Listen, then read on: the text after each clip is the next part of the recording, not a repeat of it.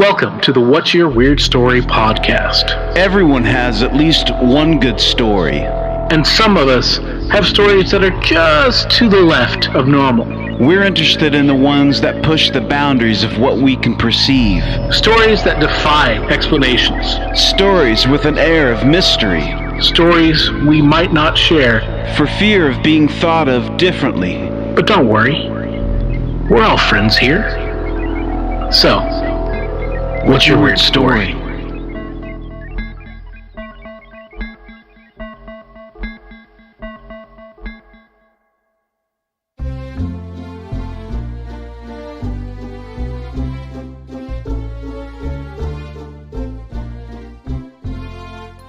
Hello, Weirdsville. Welcome to the What's Your Weird Story podcast. I'm your host, Barry Johnston. I am here to present your weekly rendition of the weird. And I have with me my friend, one of my favorite people in the world. Couldn't be happier spending this... Oh, go on. Couldn't be happier spending this Christmas Eve with my best friend, Mr. Adam Beebe. How are you, buddy? Hi. Ho, ho, ho. I'm good. You know, Christmas is probably my favorite time of the year. You know, I'm one of those weird people who actually enjoy the music. But I like the more traditional music. I like the old hymns. Yeah. And I like the stuff from the classic stuff from the 50s and the 60s. Man, Bing Crosby, I don't want to hear too much. Oh, yeah, that stuff. Yeah. We're Alive, stuff like that. Yeah. I don't want to hear there's a lot of this contemporary Christmas stuff is just awful, man. That's my wife. My wife she tunes in as soon as they start playing the Christmas music, which seems like July. Yeah. She tunes in, dude, and it's nothing but you get in the car and it's Christmas music, and it drives me nuts. Not because I don't like it, but it's just so much of it, so long. You know, I can take about a week, but I'm like you. I like the older, the croony stuff. It's just a great time of year, man. And it's a time to spend with the family, and it's a time to get together and share and have some fellowship and just enjoy each other's company.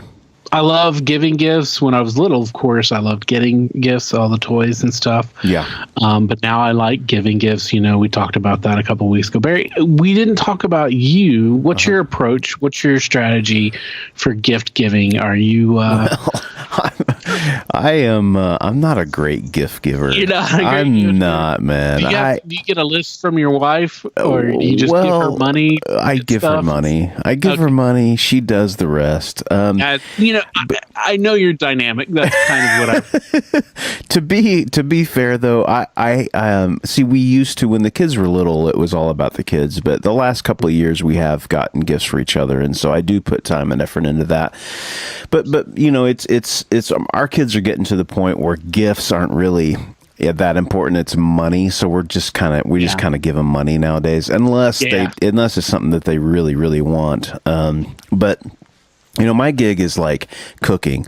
I cook. I put my effort into, sort of filling people's bellies for the holidays. We're usually up in Milwaukee for Christmas, but this year we were going to go to Vegas and do something different with everyone. But my mother-in-law hasn't been feeling very well, and shout out to Ellen. Love you very much. She's had some stuff going on with her health, so we're gonna stay home this year, and we're gonna do it from here.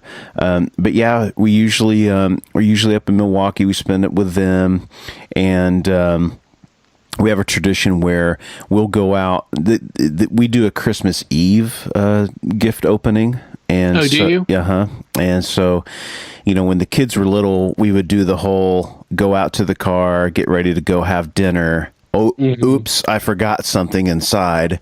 Somebody runs in and then pulls all the presents down, puts them under the tree. So when you get home, Santa came, which is cool, man. I mean, that's a deal, dude. With kids, man, that is what it's all about, man. you just don't get that back, as an adult. I think you get to the point where you kind of get you get wise to that there's, not that there's not a Santa Claus, but it doesn't exist in the way that you thought it was. What are you talking about? Well, we'll talk off the air. But but when you have kids, you can kind of introduce that sense of joy and wonder back into your life, and so it's cool. It's a lot of fun. So yeah, that's I was going to ask if you were a Christmas Eve gift or a Christmas morning. So we were Christmas morning. Right. My family always was a Christmas morning because that's when Santa came while you were sleeping. Yep. And that's we would because as kids, it was just excruciating. Oh man, the building. Yes. So if we were lucky. How early did you get up in the morning? How early would you? I was. This may surprise you, but I was always the first one up. Yeah. Me too. I was always the first one up, and I love that. I love that too. Me too, man. I don't know. It didn't matter, but I'm sure it was. I'm sure most of the time, I'm sure the sun was out, but there could have been some times where it wasn't quite yet. Right. But if we were lucky, we get a present to open up. Yes. The night before. The night before, yeah. And usually it'd be torture because it would be something like, you were specifically be getting socks or underwear. Right. Yeah. Something lame. Just let you down a little bit, but also keep you hyped for for the next day. Big guy came through. Right. And he delivered. Right. Santa's always did that. And then we would have the big, we get up early as soon as we could Christmas morning, and we run downstairs and, wake our parents and, just freak out and be like, the Santa, and of course my parents got divorced when I was really young. So, when my mom still lived in Oklahoma, we would, have Christmas and at home, and then we would usually go to my dad's parents for lunch in the day, and then we would go that Christmas Eve or Christmas night. We would go to my mom's or some kind of variation on it. Sometimes we would be with my mom on Christmas morning, and then later on in the day go with with the family to the BB side, but. 2 Christmases and all that stuff. Everybody's got their different traditions, and that's really cool. We always appreciate that. But now is I guess it's time for our tradition of giving gifts, and we have a hell of a gift this year. Barry and I, we thought a lot about what we're going to get you guys, our listeners, for Christmas, and what we've got you is a extra long 2-part episode that will begin this week and will continue on to next week for your New Year's Eve merriment. But we've got Chad and Alta from New Orleans, and if you were listening last week, man, they've got a lot of a lot of experiences. That's just like one of those stocking gifts thing, where you open it and you keep pulling stuff out, and you keep pulling stuff out, and you keep pulling stuff out, and it's just so much. And it's just it's rich, and it's so good. And they wrote a book. And they kindly sent each of us a copy. Yeah, man. Yeah, and we're kind enough to sign it. And they'll talk about that in the episode. But it's called Orbducted. Orbducted. Yeah, and it's pretty intense, man. They are a really interesting couple, and they're going to cover, basically it's their life together, and. So let's get to them. Let's kick this off. Yeah, let's get it going. And Merry Christmas to everyone. Happy holidays to everyone out there. Happy holidays, Merry Christmas. To whatever end of the year fest that you celebrate.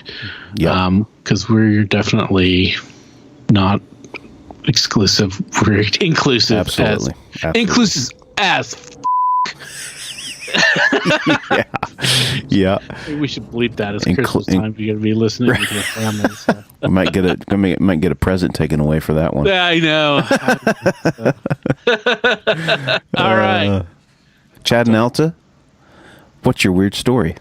Well, where do we start? I guess I'll let Alta kind of start and, go into her history. And before we do anything, thanks so much for giving us a chance to share our weird stories. Because there are many, and so you may just have to, say that's enough. Great. Perfect. That's enough. So I'll just start with the beginnings of the beginning. For me is, first of all, I'm 10 years older than Chad.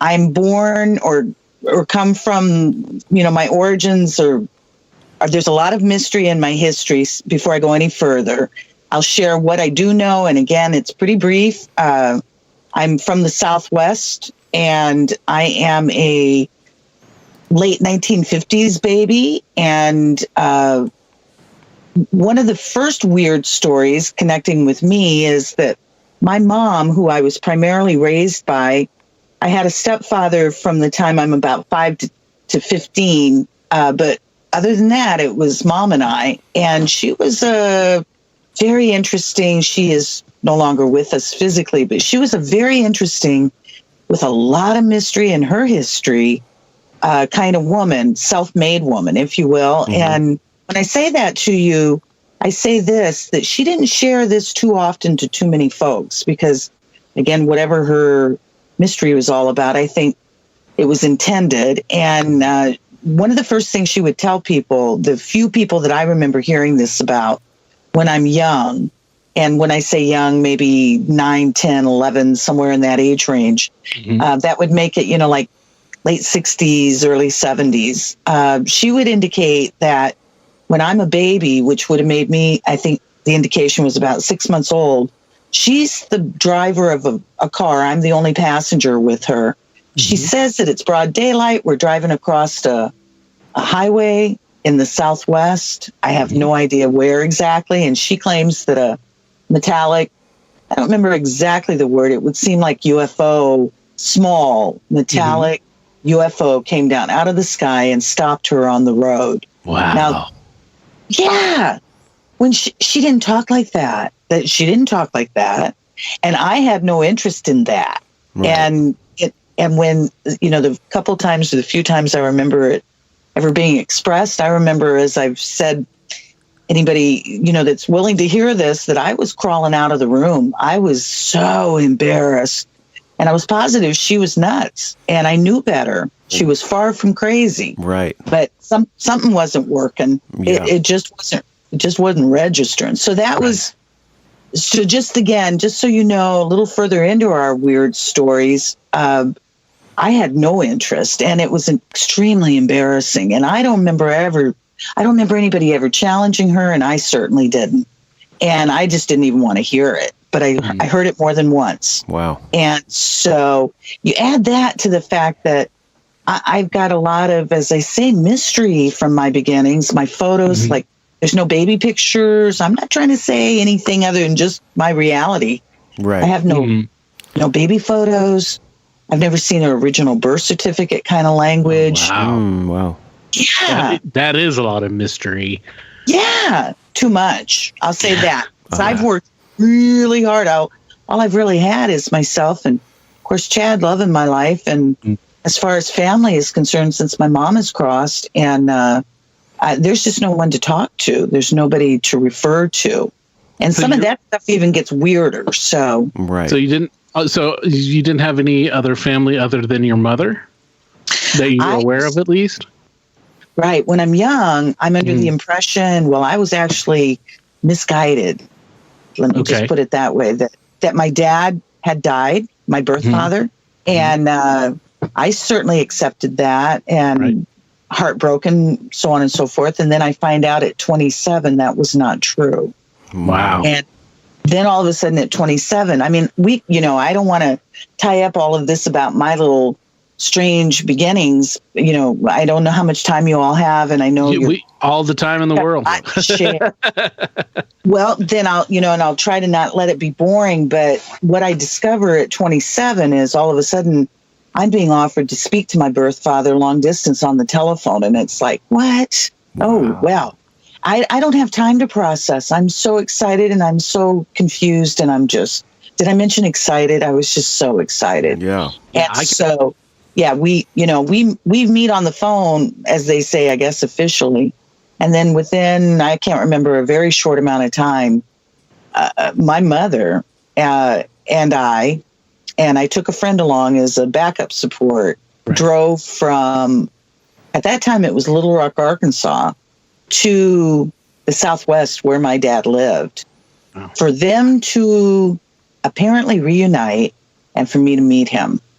And so that story is, that doesn't end very well. But the fact was I did meet him, and he had a mother still alive, my grandmother. Oh, wow. And yeah, she's just yummy. She's just, she was just absolutely yummy, and she seemed yummy over me. Mm-hmm. And I understand I'm his only child. Mm. And so she remembered me as a baby, and she just cried. Here's this white-haired old desert rounder. She's just yummy human being who remembered me and was just real happy to be reconnected with me. So that was awesome. Yeah, that sounds great. Yeah. It was brief, but it was, I'm able to hang on to that. But again, once my mother and she apparently truly, to hear it told, disappeared with me. And that was it. And so that's why you didn't have the photographs or any kind of paper trail, I guess. I would certainly think not. Wow. And it was a lot easier to just completely disappear back then and just start over as somebody else, just by saying, hey, my name is now, Bill Weatherston. That's an interesting one. That's right. Right. This is why I kind of start off with sharing my age, because if we ever get a chance to meet in person, let me just put out there, I'm an extremely youthful old chick, but and I've never had children. Maybe there's something to it. I don't know. Mm-hmm. But people are shocked to learn, certainly my age, and the fact that, as I say, I'm 10 years older than Chad. If anything, we're closer. We look the same in that regards. Mm-hmm. So, just all the puzzlement and the strangeness and the what have you. So can't get answers. If I could, then I'll just kind of go from that real to get off of me and have Chad share with you a little bit about his early history. Sure. But, this is kind of a whopper, and it's very bizarre because I can't answer any more than what I'm saying now either. I don't have any childhood memories. And when I say that, I don't say it lightly. It's like it's not there. Right. Wow. Being little. Now, you moved around a lot, right? Is that correct? At a young age? Right. So you didn't have a lot of friends. You didn't have a lot of solid people as far as that goes. Your friendships were pretty much sort of if you were in a spot for a minute, you might talk to somebody, or you may not. I don't know. I've talked to a lot of people that have moved around a lot as children, and they're very reluctant to build relationships because they know that they're not going to be around. That's, absolutely. I almost would like to say, without sounding like a victim, because that's certainly not the intention, just the truth. Right. Too old at this stage of the game, to share anything, but I don't have that luxury, to be quite honest with you. Sure. When I say I don't have any memories, I don't have any memories until I'm about 9. The first memory is I am being tested for ESP in a military hospital in Aurora, Colorado. That hospital is still in effect. Wow. It's called Fitzsimmons, if I'm not mistaken. Fitzsimmons Military Hospital. Wow. Now, that's where I start going, what the? And that's what I've, been left with. I contacted somebody because I've had to become my own everything in terms of researcher, investigator, so on and so forth. And, really don't have any answers, I'll be quite honest with you, and given it everything I got and still try. But I actually sent an email, and I barely know how to operate a computer. That's, just not helped a lot in this stage of the game. But I contacted this gentleman that had gotten quite a bit of airtime on television at that point, and that was several years ago. His name is Grant Cameron. We've never met, of course, in person, but he was at least kind enough to respond to me, because most don't even respond. And his was short, sweet, and not so sweet, and very brief and very direct, which was, this man had been noted originally for writing a book about UFOs and presidents. So now I'm paying a little bit of attention to, I didn't have interest, but I'm paying attention to his, his background and so on. And I'm realizing he's getting a lot of, he seems to know how to get information about stuff. And so as I'm paying attention, I just shot it off to him. Something must have triggered in hearing an interview on him or something. And I just asked him if he could give me any guidance on how I might get those records of being tested in that hospital. And he wrote back, I think it was a one-liner, good luck.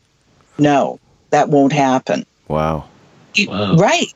Now, I don't accept it, but, at some point you just kind of got to say. That's definitely that's just a shutdown. That's like, yeah, that's wild. That's just.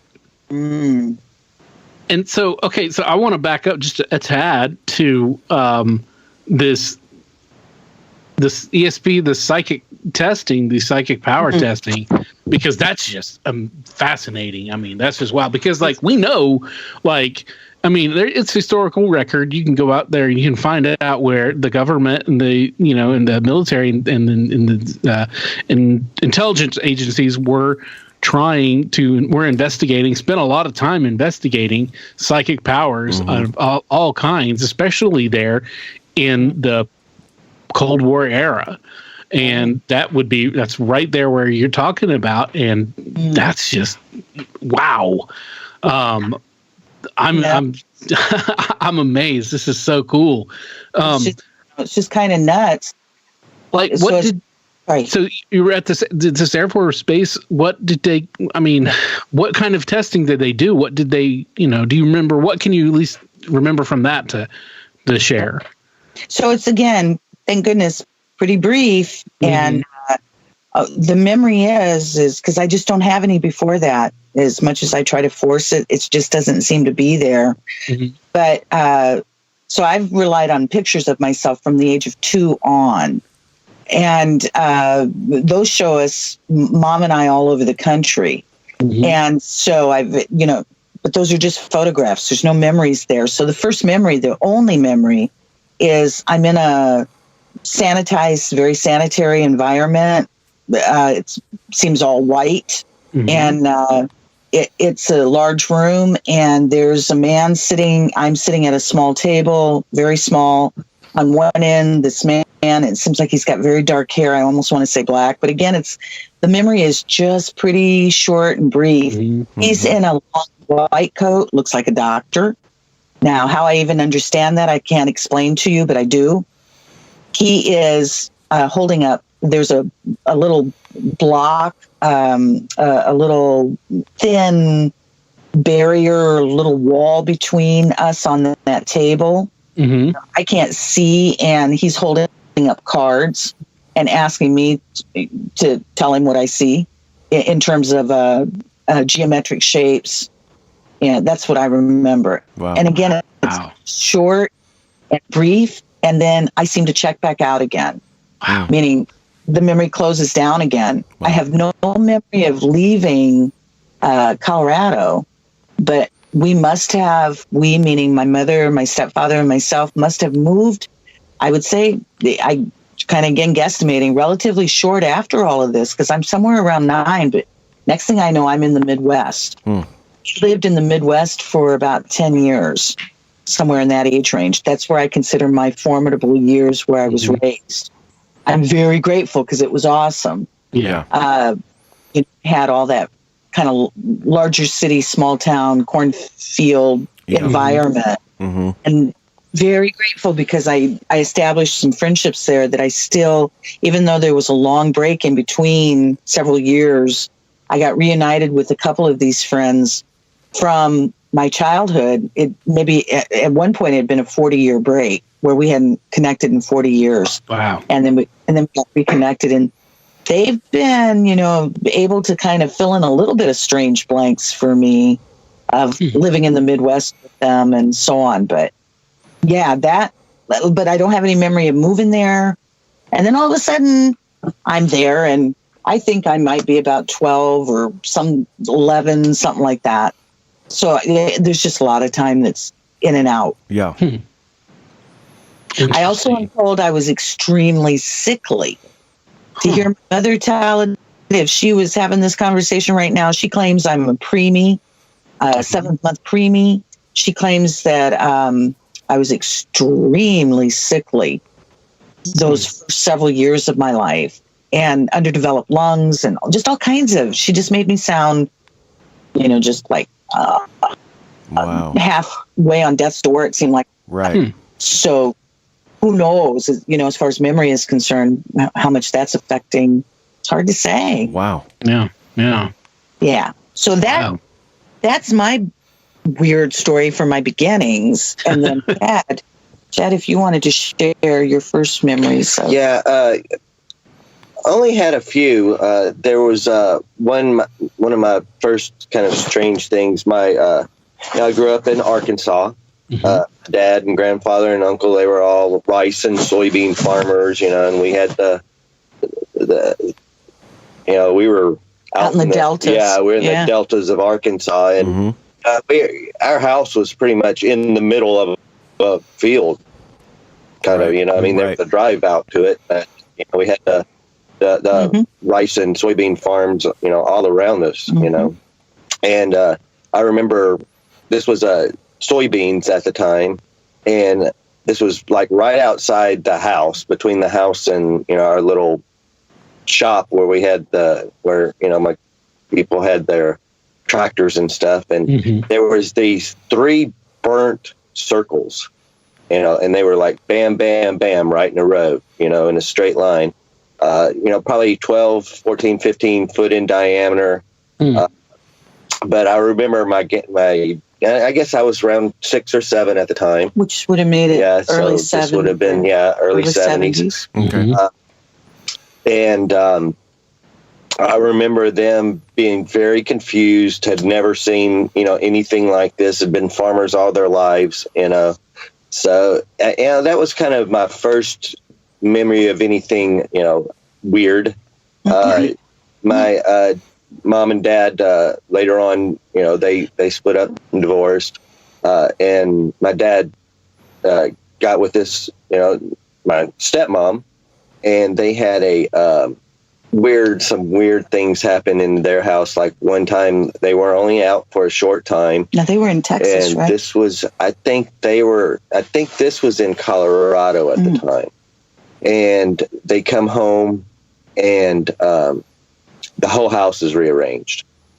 Not enough time for, it would take an army of, people to, and nobody's ever fessed up because they haven't Whoa. gone long, enough for, so that was kind of a strange thing. Yeah. Wow. Get home and the whole house is rearranged. Yikes.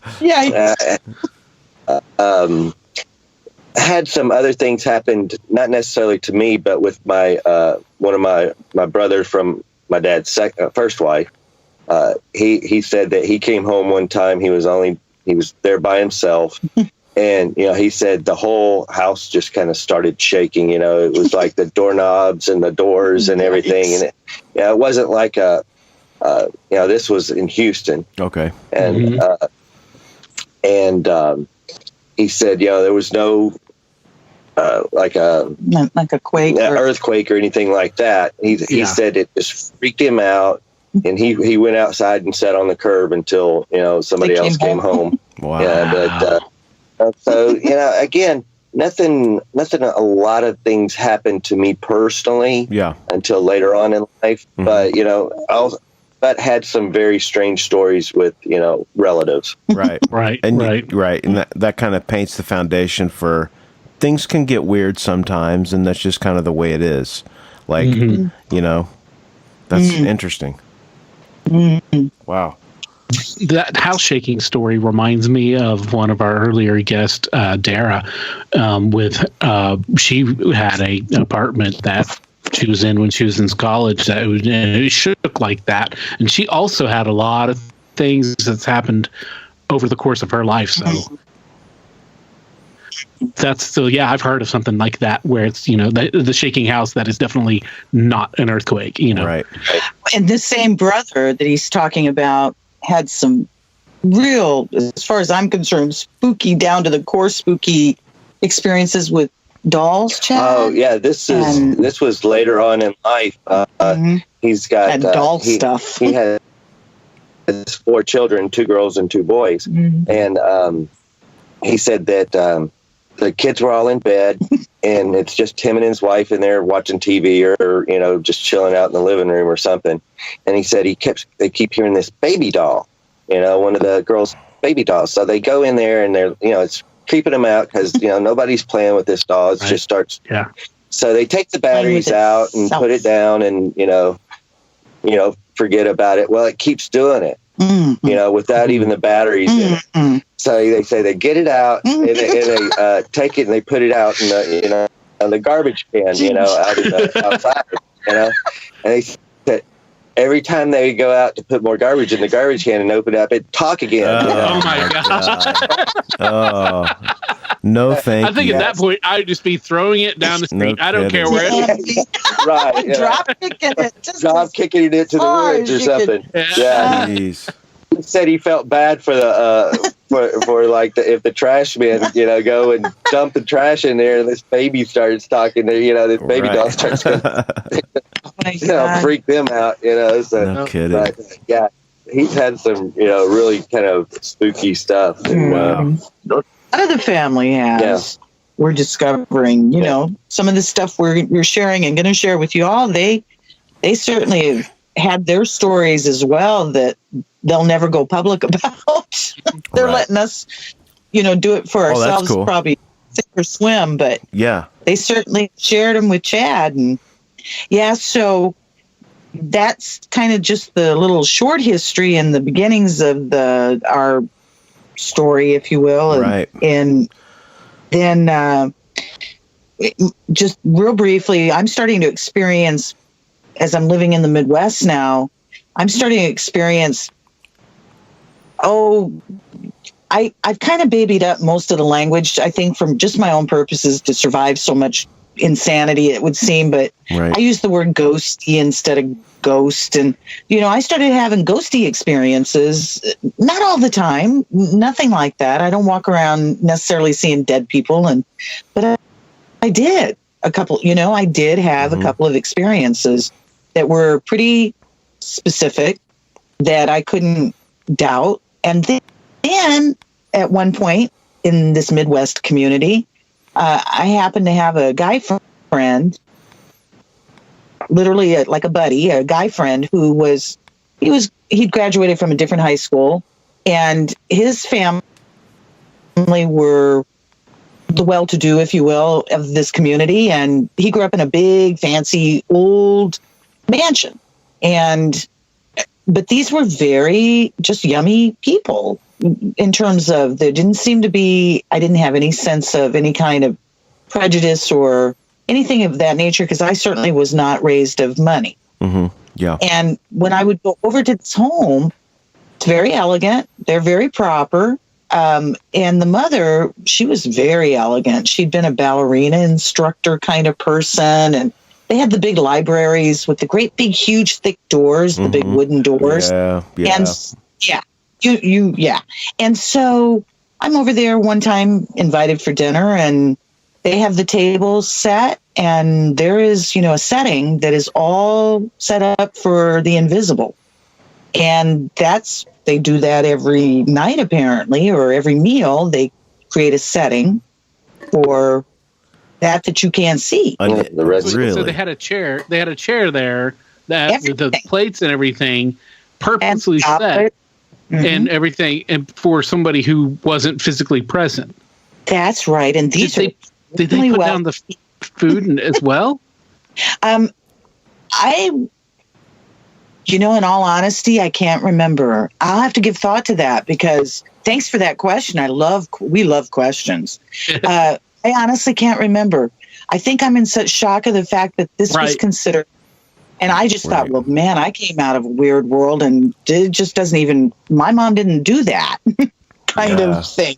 Right. And I'm just tripping and I'm taking it in and I'm just to accept it as normal as they all seem to do. And certainly they did. And then I kind of found it lovely, whatever that means. And then next thing I know, one of them freaking thick, great big doors slammed shut. Whoa. Yeah. Like slammed hard shut. And so, as you know, it's again, not a whole lot more to carry on about that experience, but it was kind of profound in the Was that shock? sense that this was normal Was for it them. right? I was going to say, was it shocking to anyone else at the table that had happened, or was it just kind of like, oh, that happens all the time? Now, I did fly out of my fur, and I do remember being the only one that I can remember in that reaction. And just again, this just didn't seem to really get anybody else's attention too much. And Right. it was, Wow. and as I said, in the past, to me, that, the point of this is there was no doubt about it that house was alive in some form or fashion of something Right. you couldn't see. Yeah. That Was they it- all seemed to know. Was it explained to you why they did the extra setting? Did they just set it and like this is how things work, or they didn't mention it? It was just like there it is. Oh, right. That's it exactly. Okay, It wow. was, yeah, it was just, it was matter of course. And I must have, being the little curious soul I be, must have inquired to my Right. friend, what was what? And he would have responded to me, but I can tell you this, it would have been real short, not a lot of explanation, like just, this is how we live. Right. You are now seeing how I've been raised, kind of, which was clearly not the world that I came from. Right. And here I'm seeing ghosty kind of stuff. Mhm. Right. And so, yeah, that was peculiar Wow. and interesting. And like I said, yeah. What kind of things were you seeing at this point? So I'm guessing you're in your teens here, Right. like or late teens or maybe early 20s, that age. I'm somewhere 14 to, we left, my mother and I left that part of the country and moved to Little Rock, Arkansas when I'm about 19. I think I was Okay. first or second year of college. So it was like high school age. Yeah. Just like junior high into high school. And that was extremely crucial in my life because my stepfather has cancer. He'd had it a couple of times. Now, again, we're talking 70s. Right. They told him that they'd done all that they could do, and basically he had the option. They said that he had 6 months. It seemed to be that again seems to be the normal number always thrown out. So what happens is my mom had to work, and she is now trying to keep everything alive herself because he's no longer able. Mhm. And I'm too young in regards to making any kind of real income. So I think I'm somewhere around 14, 15. I believe I must have been about 14. I remember her asking me, or basically instructing me, but did it lovingly. I don't want to make it sound like it was intended with cruelty. She asked me if I would take care of him, if I would become his caregiver. Right. So I remember being taken to a doctor's office. They stuck an orange in my hand or something of that nature, maybe a grapefruit. I think it was an orange, and they put a syringe in my other hand, and they told me, instructed me how to give injections. Oh, wow. Mm. They sent us home with boxes of Demerol, is how it started. Right. Now, again, I don't even hardly know this language. I'm no prude by any means, but I'm not into drugs. Right. And so anyhow, this is, I don't know nothing. If I barely understand what pot is at that point, Yeah. I'm doing good. Right. So anyhow, we got these vials of Demerol. So that's my job. And I take care of him all day. And then it's up to morphine. So now it's, gosh. Well, he lives at something like 17 months. So we're talking now, I'm into 16. Right. And I left school. They were just starting. So I had a full summer where I didn't have to worry about anything. And then he's not leaving, he's staying, and it's just getting worse and so on. And so I remember I seemed to be one of the first opportunities where they wanted to put a screen, like a television screen, in our home to pipe in my class. Now, again, isn't that that's where we're talking 1974. Right. Wow. 73, 4. Right. And seems like that had just been approved. That was just going to be orchestrated to have happen so that I could stop missing school and get back on track again as best as possible and still take care of him. And then at that point was when he finally crossed. That's a long explanation to what then started seeming to happen to me. That friend I just explained to you, that guy friend that came out of the wealthy family with that ghosty house, he comes over to the house that now my dad dies. It's just like a real bad movie. I'm holding him. I literally was cradling him when he took his last breath. And our house filled up with people who hadn't been there in a year because they couldn't stand to see. He was only like 50 pounds when he died. Oh, gosh. Right. Just the worst of the worst. Yeah. And so just seeing that picture, nobody wanted to come, and who can blame? And all of a sudden it was like something out in the ethers let everybody know now. Because our house was filling with people that had not been there in a very long time. Yeah. Yeah. The friend happened to be one. He'd been there because he'd been a support system. Well, he comes back the next day, something like that, or what have you. And we had a long mirror in front of my bedroom door that was like in a little hallway kind of thing. And to this day, I have no idea. He was never going to tell me. But he came in that house and he saw something that terrified him so bad that he didn't walk. He ran out of that house and he never returned. Wow. Right. Wow. Now, I didn't have that sense of an evil, thank the heavens, because Chad and I have had a lot of crazy experiences that I consider dark that have been terrifying. But I didn't have a sense about that. My physical life had been so scary for me that I don't think I could have handled that too on top of it. Yeah, gosh. But I would say that we had a little miniature grandfather clock that happened. Those things, it was set, I guess, to dong every hour or half hour, whatever the case may be. Well, the night the dad died, it was 8:45 and it donged. And from that moment on, couldn't correct it. Wow. It chose to. Yeah, just that kind of weirdness, creepiness, but I didn't see evil. And then I started to see one night, I saw a white mist seem to come right up off of above my head and out a window right above my head. Wow. And I had a friend that was staying over that witnessed it as well. And that kind of. Yeah. Wow. Yeah. We've definitely heard stories about white mist type, entity type things. Yeah. Right. That's wild. Wow. Wow.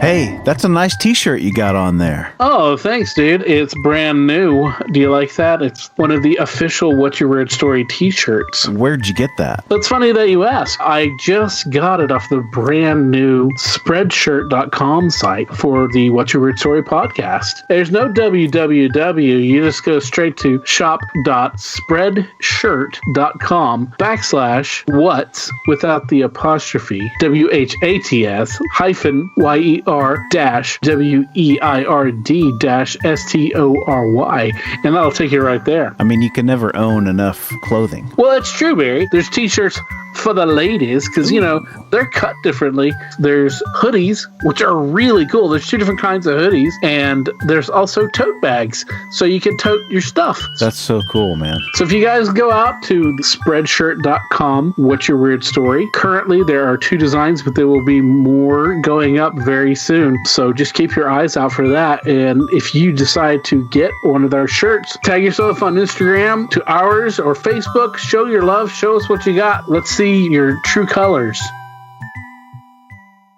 So that's just, a lot of mystery and a lot of just sort of that surface stuff. I'd like to say, the real wind-up here is, because again, I'm still left in such puzzlement, living this life, and especially this life with Chad.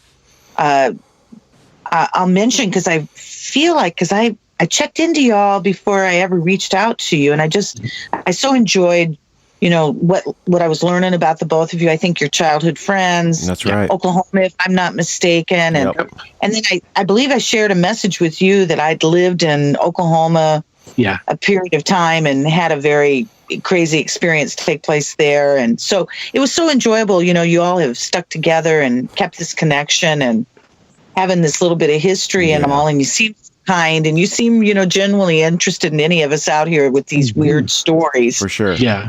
So if I could, then we'd just kind of pull you up into this connection with Chad and me. Mm-hmm. My mom, all of a sudden one day, decides she's going to move to Arkansas out of the Midwest. And I was not prepared for that. I had lots of friends, and I just sort of was doing fine in my little life and thought everything was great. But and then I'm also like, what is an Arkansas? What is an Arkansas? I could not comprehend the South. We Oklahomans ask ourselves that a lot. Exactly. That's right. I resemble that remark. That's right. That's one of those things that we sling back and forth to each other, Yeah. And do it brilliantly. Well, even out of the Midwest, I was, just young and real dumb and just truly did not understand that something like that really existed. Right. And she was what? She's moving there? What? So, she's not leaving me behind, because once I realized she means it, that's all my family. That's it. Yeah. So, I just said, we going to do this together sort of language. And, we moved to Little Rock, Arkansas. And at that time, now we're talking the end of the 70s. Okay. Somewhere around 78-ish, I think, somewhere in that period of time. Okay. So my mom wakes up one day and says, and just to kind of give you a little more background on her and her interestingness, wakes up one day, and I'm paraphrasing, says, I need to make money like a man. I am tired of being treated like a woman, sort of language. Mm-hmm. Well, I'm now understanding we're in the South. What an interesting time to get that awakening. Right. And, I mean, no prejudice, but I mean, we're in the South. Right. And and this is just the late 70s. And so, she actually did something about it. She started college, and now she's got to work full time, and she's going to go to. She figures out she learned how to be a grants writer. She figures out how to get her hands on grants and so on and so forth. Yeah, just real smart like that. That's awesome. Yeah, well, for sure.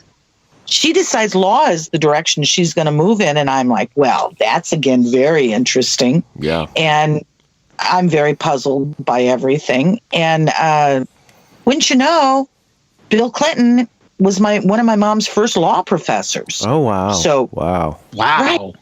Right. Wow. There's some weird stories. Yeah. Yeah, no kidding. Yeah. Because as I share with anybody that's ever heard this, nobody knows who the Clintons are back in the 70s. Right. Her Rose law firm was attached just around the corner from my mom's office, and it was like, nobody knows who they are. He's attorney general at the time, and my mom just thought he was cute. And I just I'm about 19, 20 at the time, and I'm just like what he likes. And I'm just knowing real early on, these aren't nice people. And what are you thinking? Well, it's none of my business. She's just going to go to college and life's going to get on with it. And so essentially that's what she did. And she, as I say, became a pretty powerful self-made woman in the city of Little Rock. And had some very interesting stories just in regards to all of that. But if I can, then we'll just start moving this along a little further. Yeah. She's like some of the first female appointed at this and that and so on. First housing inspector for the city. And at that point, Little Rock is somewhere in the range of 350,000. It's not New York City, but it's not a farm town. Pretty good size. It's a state. It's the Thank you, Ted. Yeah. Speaking of, it's the state capital. Right. And so, so anyhow, just giving you that background, Mom's kind of well known. Not a celebrity, but she's got territories that she's responsible for. And so with that known, keep that in mind with the rest of this story. Mom's kind of known, and I need her to be known. And so now if I could, again, a whole lot in between, we'll fast forward our story and then we'll kind of start it at 1990. 1990. Okay. 1990. So it's Valentine's Day, 1990. I am, at the time, I'm 33. I've never been married, no kids, and I'm not interested. I'd had a hard life and I was starting to get real sour over the concept of love or anything connected to it. Right. And my mom and I are starting to have a lot of problems. I've been in and out of the state many years. I lived in Kansas City. I lived in Oklahoma. I lived in California. I've been in and out for many years. And so we hadn't been together a lot. But again, I'm a mama's girl. She's my only family, and we're starting to have problems. I had moved back there before Valentine's, and I'm staying with my mom. That was just not a good idea. Yeah. And it's Valentine's Day. I've gotten a new job that I absolutely hate, and it's in medical equipment, selling medical equipment. Well, I can't turn on a telephone this day and age. Just imagine me and medical equipment. Prior to that, I had worked in the medical profession hands-on. So I take this medical equipment job just because I need a change and think, they thought I could do it. And that was just a big mistake because it was like a 3-ring circus. So I know I'm in over my head. I hate it. Don't want to be there. I'm only there a few days or a week. Valentine's Day hits. This dude named David, he's married with a new baby. He can't stand the idea that I don't have a date for Valentine's. So basically, he's sticking his nose where I didn't ask it. Right. So he wants to arrange me on a blind date. I'd never been on one, was not interested, wasn't going to do it. And I'm just being a biatch that day. And, he don't care. Yeah, he just, next thing I know, he's dialing the telephone. It's old-fashioned phone, right? So the old now he's dial-up. That's right, the old dial-up. So now he's got this conversation going on with this guy on the other end of the phone. I can't hear it, but I'm hearing how dude's describing me, and I'm thinking, I sound pretty hot. I wouldn't mind. So now he's got my attention while I'm standing in the doorway. Now I'm just still acting like a biatch, like this is stupid, and why are you doing this? But then my other ear is like, well, this is kind of sounding interesting, and whoever dude's talking to seems like he's also interested on the other end, and I'll have Chad pick that back up. Yeah, my friend David called, and he's like, I've got this, I know you like older women, and thanks, Chad. I'm 23 at the time. Yeah, 23 at the time. He's like, hey, I think you'll have fun. We'll go ahead. Let's have a double date tonight, And I'm like, man, I can't. I've got to work. I've got, I worked at a kind of a little trendy oyster bar there in Little Rock. And I'm like, man, he goes, was calling sick. I'm like, no, man, they kill me. It's Valentine's night. Right. We're going to be packed. Yeah. I call in sick and they're going to know. So he goes, I'm like, but I'm interested. I want to meet her. I want to meet her. He goes, all right. So he goes, we'll get back in touch and we'll figure it out. So I go on to work that night. And so they hang up. And I'm still on the other end there, and now I'm real unhappy. just real unhappy. I don't want one, can't get one, and apparently can't get one. Right. Happy Valentine's to you, Alta. Right, so at this point now, I hate Valentine's. I hate lovers. I hate humans. And I hate medical equipment. Right. And don't like myself at all. And so I leave there. I get off work around 5-ish. It's one of those 8 to 5 things. I'm all dressed up because I'm wearing, at that point, not any longer, but back then I'm wearing high heels and nylons and, suits and what have you. Mm-hmm. Well, I want out of those clothes real fast. So I get to my mom's as quick as I can. And my objective is, oh man, I don't want to see my mom. I don't want to be here. I'm going to go have a drink. That's totally out of character for me. Not that I'm going to drink. The fact that I'm going to drive and drink. I don't like driving, period. I never have, but I definitely didn't do those things. Yeah. So on this night, I have no option. All I got is my day.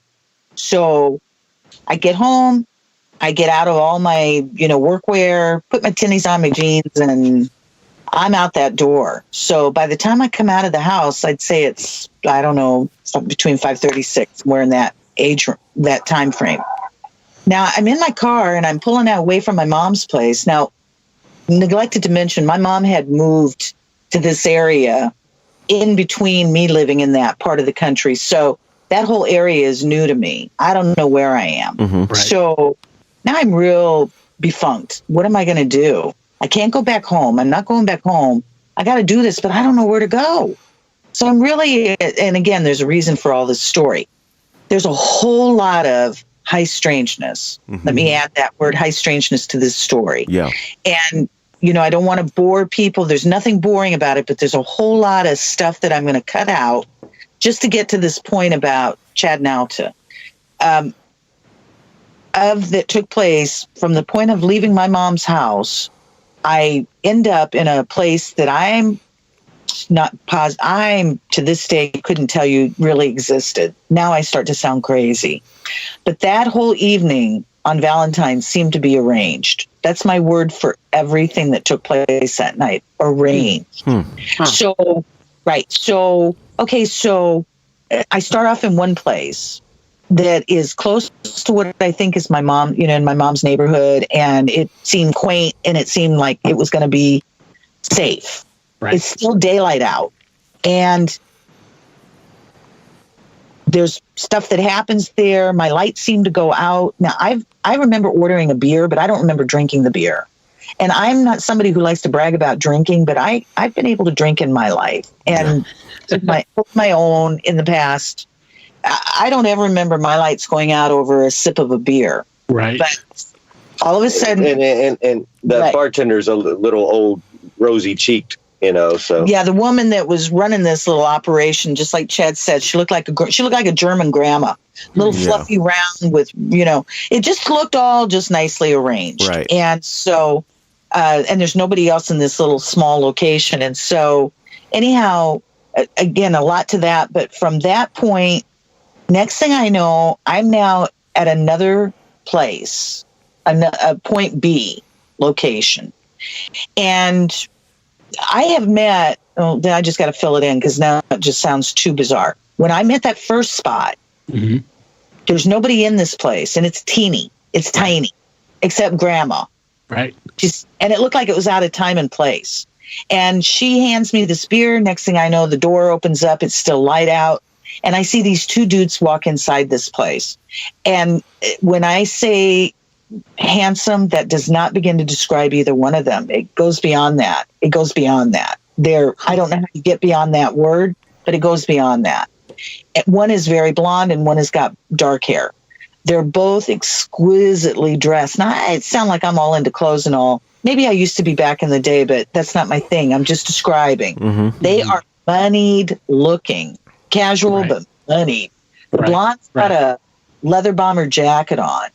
And the other guy in his casual expensive. Next thing I know, there was a pool table in this little place.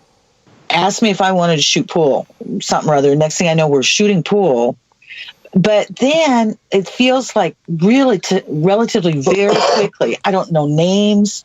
Let me also mention, I'm not interested, which is very strange. I'm single, and they're very attractive, but I can tell you I have no interest in them on a emotional, personal level. Right. They're engaging me. And so they asked me, one of them asked me if there's again, paraphrasing it, a more lively something happening in this city. And I'm like, oh, that's telling me instantly you ain't from here either, because you don't look like you belong in this place any more than I do. And so now, see, there's a bit bitey even in my tone. I'm still in that biatchy sort of emotion, which is very out of character for me. I love a party and I'm social and all of that. So this is all a very out of character night for me. When they asked me that, I can't tell you how we got there, but we got there. We got to second place.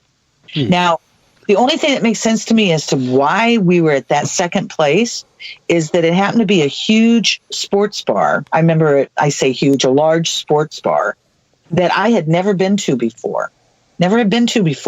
But it happened to be in my mom's territory. Right. My mom is known as mixed Indian, American Indian. She's pretty politically active and had been for many years in that city on lots of social levels and thought of as, somewhat native authority and all kinds of things. She's got a presence. She's a big woman. She has hair down to her Watusi, and she used to always wear it up in a bun. And she's just very, you remember her when you'd meet her, like a big mama bear. Well, so I again, describing her because this place was her territory and I happened to look identical to my mom. Back then I was much thinner and younger and all, but I still identical looking to her. You didn't mistake me being her daughter. Right. And so that's the only thing that makes sense to me as to why that spot, because I can't explain anything else. Why I'd pick a place I'd never been to before. My lights go out from the first place to the second place. That's not easy to ever admit publicly, but that is the truth. Now, my lights get back on again when we get to that second place. So if I'm being roofied, as people like to insinuate and so on and all that drug stuff, how do you do that? How do you have a switch on and a switch off? Right. Yeah. That quickly? It's usually out. When you're out, you're out. Yeah, usually it's, Certainly has been my understanding. And so that's not happening this night. On this night, I'm in, I'm out, I'm in again. Now I'm in this sports bar. I realize I'm with these two guys, and I've got a girlfriend that I hadn't seen in a long time that I used to work with in the medical world, she happens to conveniently live up the street from this place. She's my age. She's never been married, no kids. I know she's single, so I'm taking a chance to call her, see if she'd like to come and join us. Well, by the time I described these guys, I believe she was there faster than we hung that. That's right. Then, weird behavior on my part. I don't really particularly remember doing this. The next thing I know, I am disconnecting from those three, and I'm taking myself to the other side of the big sports bar, and I'm plopping myself up at the bar, sitting all by myself. And I'm hurt. I'm feeling angry inside, not raging, just sad, and feeling lost. Corrupt. That's the word. Corrupt. Yeah. Sorry, because we're going to pick this story up here real quick. While I'm sitting up at the bar, I'm talking, I think, to the owner. And again, he's realizing I'm mom's daughter. And but again, I'm not having another thing to do with those two men and my friend at all. And then I'll have Chad pick it up from here. Yeah. So, thank you, Chad. Again, I had to go to work that night. So we closed the bar, the oyster bar. And, it was nothing but guys that worked there, and none of us had dates or anything. So we're like, well, let's go to the bar, let's go play darts, at the pub. And, it wasn't too far from my house. I'm like, yeah, let's go. And there's probably like 8 or 9 of us, We all get there, and I remember getting over to the dartboards, and I'm like, you know what? I don't really want to play darts. So I left all my buddies, and again, there was, all of us, whole crew. And I go and I start playing pinball by myself. And I play a game of pinball, and I remember it was Elvira pinball machine. Nice. I look up and I see this, young lady sitting at the bar, and I go up to her and I'm like, hey, would you like to play pinball? And she kind of turned around and looked at me funny, and she goes, yeah, I'll play pinball. I don't really like pinball, but I'll play a game with you. So we come over and we're going to play a game of pinball, and, getting ready to put in quarters again for the next game around. She goes, well, what's your name? I said, Chad. She goes, well, my name is Alta. Do you know a guy named David? I'm like, yeah. Did he call you today? Yeah. Will you try to set you up on a blind date? I'm like, yeah. She goes, I'm Alta. I'm the one that you're supposed to meet. So, essentially we were a blind date that didn't happen, that happened anyway. Wow. So, neither of us had ever been there before, and our behavior, just like he described it to you. So if I can, while you're in that kind of wow moment, if we could just add the tail end of that part of the story of us, I've always used the word arranged, and, people might get offended. Thank goodness Chad understands. I've always loved Chad, and I mean that sincerely, but to me, it's always been arranged. Mm-hmm. Within 24 hours of us meeting under those terms, as we just described to you, we discover, and I'll just shorten this part of the story, we discovered that his grandfather, Chad's grandfather, who had died before I came into the story, before mom's side, before we met, his mom's father. Dad, yeah. Mm-hmm. That he, Chad, you go ahead. You tell him. I introduced Alta to Mom, and she's like, just about the name. Yeah. She goes, she goes, well, does it sound familiar to you? And I'm like, no. She goes, that's my dad. That's your grandfather's name. He went by George because he thought Alta was feminine. And of course I knew him as Papa. Right. So, but she goes, yeah, that's your grandfather's name. That's Alta. On his tombstone. Yeah. Wow. That's on his gravestone. Wow. And his last name is Duncan, and that happens to be my mother's. Wow. And so essentially I marry Alta Duncan. Well, we'll just leave you all to kind of, put those pieces together or not. Wow. But just to finish the beginnings of this connection, that was too big for me. That was too big. And it was too scary internally for me. So Chad did not know this, because we're planning on dating and we're going to see each other soon after this intro night. But as soon as he shared that with me, I just remember, nope, not ever again. That's not going to happen. I am never going to see him again, because something out there is pulling strings that I don't like. I don't understand this. Yeah, I do. It was just too big for me on any level. And so I think the new term is I ghosted him for 3 months, something of that effect. Right. And then we had a very weird, both of us had accidents, him long distance in a car, me on a motorcycle. And when we were coming back together again 3 months later. So it's like all this high strangeness, all this invisible hand seeming to have this quirkiness, weirdness involved in us getting reconnected. So finally, 3 months later, we got reconnected after being beat up and damaged, and just kind of made up our minds, okay, let's just do this. Let's do this. And so we made up our minds, at that point, to find a place to live and kind of set up our happy little home and start to get on with life. And then again, it got extremely scary for us. About 3 months into our relationship, we had a mutual friend. Well, it was actually that friend that I told you I called to come and join us. Mm-hmm. Those guys this starts to lead into more questions than we can ever really answer, with the exception of they claim it's been proven the truth. But the reality is that friend was murdered. Oh. And she only lived a mile away from Chad and I, where our apartment was. And there's a whole lot involved in this story, obviously, but it took, for some horrendous reason, we were targeted. Chad and I were targeted by the police, the detectives. And, right.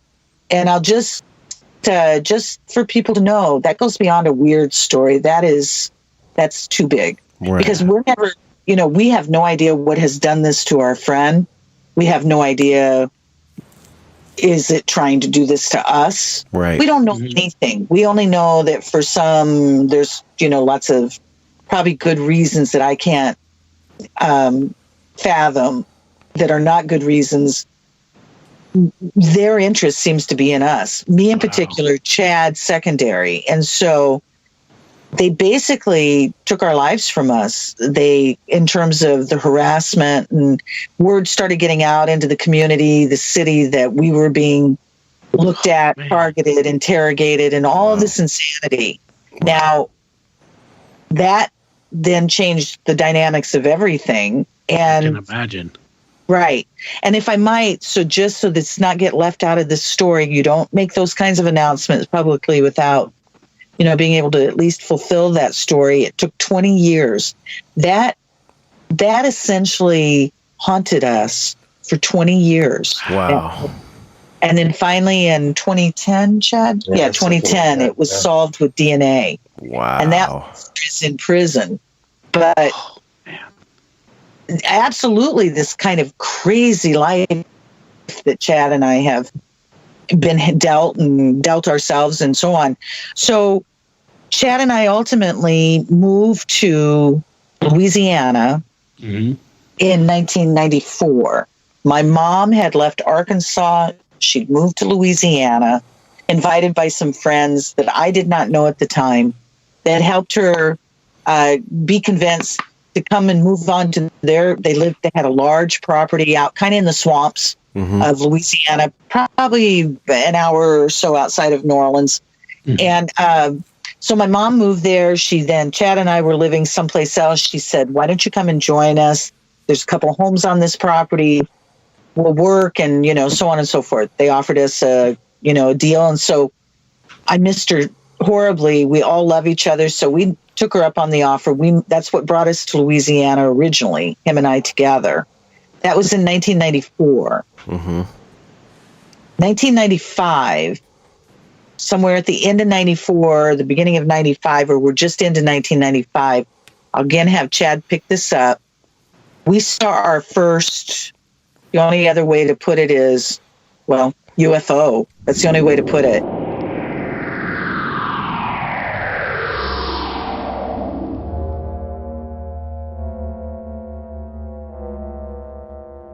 Barry, what do you think that people find the most far-fetched? Ghost stories or aliens as being the more unbelievable? I would say aliens.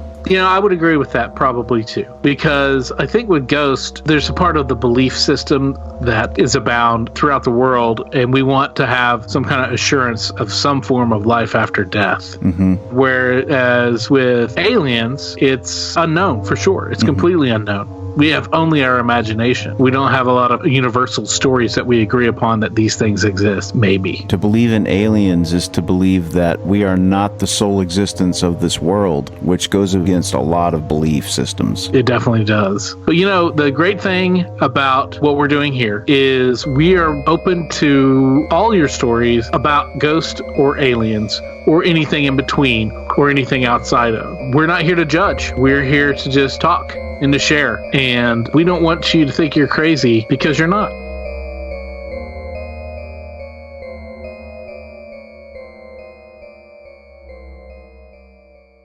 Yeah, we were coming into town for the evening for dinner, and it hadn't gotten dark yet. It was still early evening. And the town was Hammond, Louisiana. Yeah, this is Hammond, Louisiana. Okay. About an hour out of. It's on the North Shore from New Orleans. Okay. And so we come around this bend in the road, and there's these big pine trees, and back behind the pine trees is the local Walmart shopping center. Super-sized Walmart shopping center. But we get around this group of trees, and we look up, and there's this craft. It's still light out. And it's huge. It's kind of massive. It's kind of rectangle shaped, but not as wide at one end as than the other. Almost trios. Yeah, triosceles or whatever. Moving very slow, if at all. Yeah. Fairly low to the ground. Somebody asked me the other day, or somebody interviewed us not too long ago and asked, what would I compare it to, the Superdome? And I'm like, well, I'm not sure, probably. But since then, I've driven past the Superdome, and we made sure to kind of look at it from up off the interstate. And yeah, I would compare it probably to the size of the Superdome. Wow. It was huge. Again, yeah, very dark. Yeah. It's kind of on the passenger side of the road, the right-hand side of the road. And I'm driving. There's traffic around, but nobody's like pulling over. There's not anybody freaking out or pointing to the sky that we could see. I look up at it. I look down at Alta. Alta turns and looks at me, and I'm like, okay, without saying anything, we kind of acknowledged we both saw it. Right. Yeah. I look back up at it for a little while, and again, the traffic's moving, and so we just keep on going. We go on to dinner that night. Never talk about it. Never say anything. Never mention it. Nothing. That didn't happen. Yeah. Right. Yeah. It was like when I saw it, it was like in my mind, in my brain, I was like, okay, if I don't acknowledge it, if I don't acknowledge it, it won't know that I saw it. Right. They won't know that I saw it. Mm-hmm. Right. Okay. Mm-hmm. And that was my. We got up the next day and heard, like, either on the radio or something, that other people had reported strange objects in the sky that same night. Okay. But and we probably would have, but we still never talked about it. We were like, okay, we're not crazy. Other people saw something too. So, but that was the end of it. Wow. Yeah, it was, for me, he always describes that so much gentler than what I was experiencing. Because what I experienced, I turned my head instantly away from it and I stared directly at him. And that was the closest I remember of being in shock. And I was in shock. Right. Because I just, I knew that can't be doing that. And, right. And there's no way to describe shock, but that's what I was experiencing. And I just kept pleading in my mind for him to tell me that that's not there. But I could see in his eyes that's there. Right. And so wow. That was never going to be discussed again, like you just said. Literally, so you hear the shock that I was going through. Absolutely. Mm-hmm. It sounds like maybe himself. That was a non-event. Right. And we're just not going to deal with that. Yeah, and if that would have been our only thing, experience, weird experience, we probably would have never talked about it. Well, I'm sure we couldn't have, or gone as far as we've gone with it all, because it keeps going further with us. Right. Exactly. And so that was our first that we can account for together, having that kind of an experience. And then it seems like no time at all between having that happen. We just decide one day, let's move to the French Quarter. And so if I didn't mention before, let me mention, and then I'll mention again how naive we were. Now, yeah. Chad and I had already been through life like most folks don't go through in lifetimes, at the point that we're talking moving to the French Quarter. Right. With police and murder and just insanity and me and no memory when I'm, just insanity. Mm-hmm. Yeah. So we're at that stage. We're pretty happy, little-go-lucky, little naive folks that decide we're going to move to the French Quarter. We never had children, so we don't answer to anyone. We're just going to live. Looks easy. Yeah. They call it Big Easy. They lied. That's how they suck you in. Oh, man. Sucked away. And so we find out real quickly it's expensive to live in the French Quarter, right. and we're not prepared for that. So we're starting from the perimeters of it. So our first apartment is on the perimeter of the quarter, and the quarter is about 13 blocks square, I understand. Uh-huh. And so we're on that street, the outest street. It's in those neighborhoods, you just wouldn't normally particularly run to move to. Right. That you don't want to be in after dark. And it happens to be, our first apartment happens to be above a voodoo temple. Voodoo temple. Wow. Yeah. Yeah. Wow. Well, I'm raised mixed native. I've had regalia all my life. Mm-hmm. I don't go around carrying on about it because I'm extremely light-skinned, but I've been raised traditional. Uh-huh. And that's my world. If I need that world, that's my world. And it works just fine. And it's always worked fine. And, did I mention that's my world? And Chad, he's from Arkansas, Southern Baptist in his religious trainings, and very worldly and just a yummy guy who has, no prejudices, neither one of us.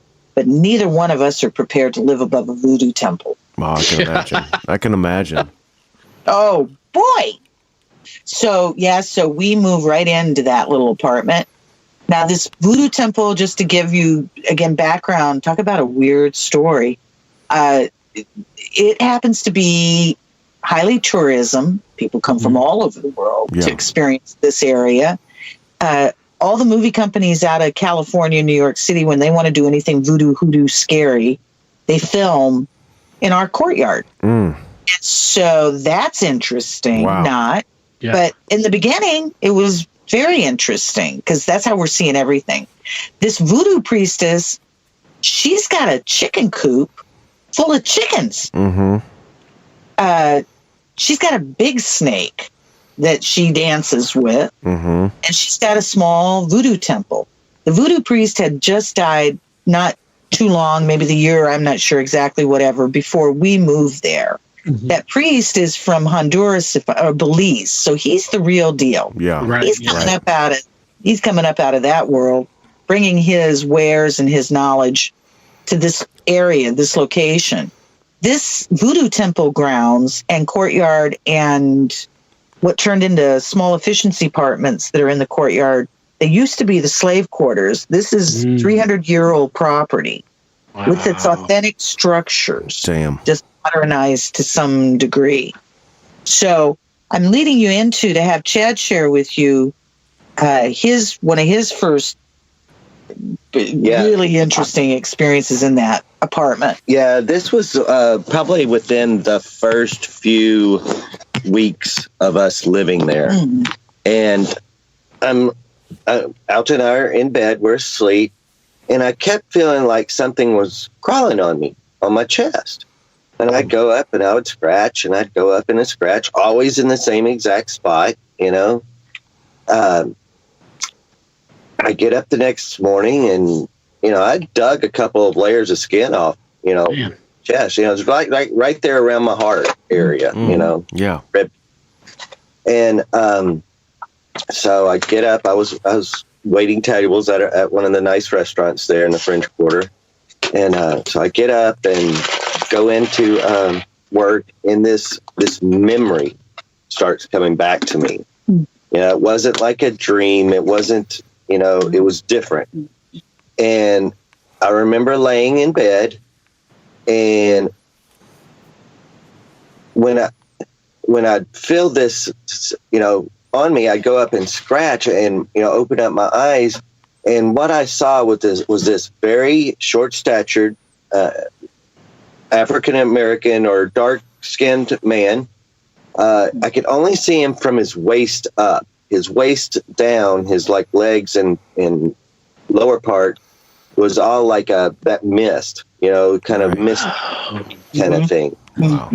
He had no shirt on. He had some beads and trinkets and stuff around his neck. A very short afro. And this is horizontal above Chad. He's floating, horizontal. Oh, damn. And he would take his finger and tickle me on my chest. Mm-hmm. And I would go up and scratch, and I'd wake up, and then he would kind of fade away. And 4 or 5 times throughout the night. Damn. 5 times throughout the night. So I get on, I do my shift, I get home. Alta's at work at her job. So I'm there by myself. And again, Alta being Native American, she's always had the sage, the burn. Yeah. And the sweetgrass and everything. So I get her shell and I get it going. And I mean, I got that smoker going. Smoke them out. Yeah. Exactly. Open up the windows and blow it out. And, I'm like, I don't know who you are. I don't know what you are. I said, and you don't have to go anywhere. You can stick around. I'm going to paint the house and we're going to clean this apartment up and we'll have us a nice place. Just leave us alone. And I never really had any other issues there. Wow. Wow. But then he discovers so a few months later, right. Another couple had moved into like one of the little efficiency apartments downstairs. And they started bringing out, they had been married by the voodoo priest. Before he died. Oh. Right. And so they start bringing out their photos, their wedding photos. Mm-hmm. And they go, and this is priest such and such. I can't remember his name, but this is priest such and such. And I'm like, I get the photo and I'm looking at him like, and I'm like, oh my God. And I tell them the story I just told you guys. And they're like, sounds right. Because he was kind of a trickster. Wow. He would test okay or cool enough to be in his space. And actually, you apartment. And I'm like, okay, all right. So it was his. Do you say it was his apartment? Yeah, obviously the voodoo priest and the voodoo priestess lived separately. Had their own separate right. apartments. Mm-hmm. She stayed on the ground in the big spot with the chicken coop, and dude lived in that apartment. Wow. Apparently, that was his space, his what have you. And so, so this is kind of the intro into this experience. And then we had a couple of very crazy. We started having, I'm not into titles and names and labels and so on, but people that have heard us have indicated, oh, that's poltergeist. So we seem to have a lot of poltergeist kind of stuff going on. Mm-hmm. A lot of trickstery. I just like the word trickster because being funny and different, it's all been very trickstery to me. Wow. And, these kinds of experiences were happening. Then I had a very big experience, like I consider Chad's ghosty with, dude horizontal above him. Oh, yeah. In my experience, the short story on that is it seemed to be that I was having not apparitions, but at the time felt physical, a time slip in that apartment, a time slip. Okay. And, as if I'd been transported back into the day, maybe of when that building, those structures were first being created. Wow. And, possibly with young slave chicks that didn't look any older than late teens or something of that nature. 3 of them. And a female that I described, and I'm very specific about this, a Virgin Mary-like okay. Right. being. Mm-hmm. Right. And I mean that literally. I have, my mind has been blown up so much throughout my life that I'm not sure about anything any longer. But she, at the time, this female, was a Virgin Mary-like being that I had this very intense experience with in that apartment. And then it felt very loving. Mm-hmm. In fact, it felt very loving, but it also felt very trickstery. And, that kind of stuff, we were just having enough going on either in our apartment on those grounds, or Chad was experiencing ghosty type stuff in some of these big restaurant bars that he worked at on Bourbon Street. It went in, it had some really...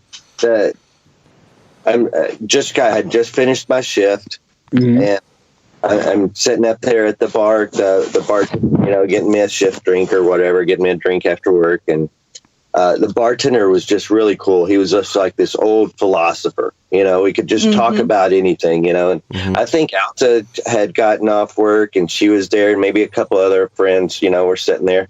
And I'm leaning, my arms, onto the bar. And so, my weight, my weight is towards the front of me, and all of a sudden it felt like somebody had taken their arms, their folded arms, and like put them on my back, and like my bar stool kind of actually even kind of tilted back a little bit because the floor was uneven. Wow. And I look around and there's nobody there. I'm like, okay, well, I go back to talking and stuff. And it happened again. Well, this time I jump up and I run out to the carriageway to see if, maybe one of the waiters was, messing with me. And like, nobody, nothing there. So I'm like, wow, that's weird. Wow. And also, isn't that also the same place where girlfriend got shut? Oh. Yeah, didn't say anything. A couple minutes later, the female manager comes in and she goes, I just got pushed down the stairs. Whoa. Wow. And the story is at this particular place that it's a female ghost, and she flirts with the guys and pushes females down the stairs. Wow. Wow. This happened within, 10, 15 minutes of each other, Wow, so it was, man. It was freaky. Yeah. That is freaky. It sounds like, she's jealous. She wants, that's why she doesn't like the other ladies. So yeah, right. Wow. Well, so if we could, then I kind of like thinking of it as putting bows at the end of these packages, these weird experiences. Back to that voodoo apartment. So some of this that we shared with you, I personally never felt anything necessarily evil in the sense of I just got no sense of that I remember as far as that just more energy. trickstery or ornery or what have you. Now, I did have a direct sense of more darkness coming from the human aspect of like, folks that lived on that property were very uncomfortable for me to live around and to be interconnecting with. So I worked very hard not to, and so did Chad for the most part. We share that with you because we were there in 1995. You fast forward now to 2000 and Katrina, 2005. Right. Yeah. Now, Chad and I are long gone out of this part of the country, but a young couple have moved into our apartment. The young couple, they're known as Zach and Addie, and maybe you're even aware of them. I'm not sure, because the world is now very aware of this apartment. Zach and Addie started getting world fame through Katrina because they refused to evacuate. So they were good drinkers, good druggers, good bar people, good survivors in that regard. And they were helping people too. Yeah. And that's right. And they're also helping people, others that were not going to leave either, because, so many were being forced out and whatever. Right. So he chose to stay.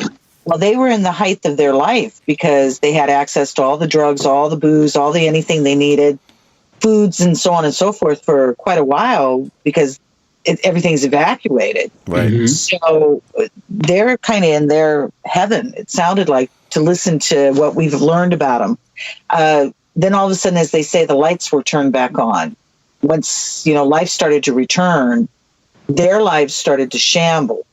And they then had to go back to the reality of whatever the real world was. And the real world is, we'll wind that story up, is dude kills her in that apartment. Whoa. He left her, our understanding is 12 days she laid in the bathtub. Oh, my Lord. Killed her. He went on a binge and for many, many days. And then ending that story, he went up on one of the rooftops Go ahead. He dismembers her. He dismembered her? He did that. I was getting to that part about. You tell it. Go ahead.